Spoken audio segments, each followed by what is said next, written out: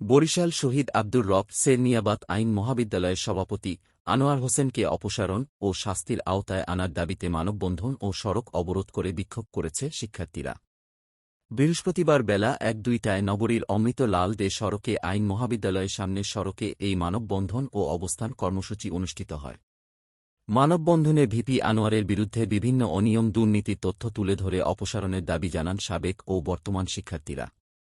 মানববন্ধনে বক্তারা বলেন, সভাপতি ভিপি আনোয়ার অবৈধভাবে শিক্ষক নিয়োগ ও সভাপতির নিজ নামে টাকা উত্তোলন আত্মসাৎ, শিক্ষক শিক্ষার্থীদের সাথে করা অসৌজন্যমূলক আচরণের সুষ্ঠু তদন্তের মাধ্যমে বিচার ও অপসারণের দাবি জানান। পাশাপাশি পানি সম্পদ মন্ত্রণালয়ের প্রতিমন্ত্রী জাহিদ ফারুক শামীম এমপি এবং আব্দুর রব সেরনিয়াবাতের পুত্র বরিশাল সিটি কর্পোরেশনের মেয়র আবুল খায়ের আবদুল্লাহ খোকন সেরনিয়াবাতকে বিষয়টি আমলে নিয়ে হস্তক্ষেপের আহ্বান জানান। এ সময় ভিপি আনোয়ারকে নিয়ে নানা স্লোগান দেয় বিক্ষুব্ধ শিক্ষার্থীরা।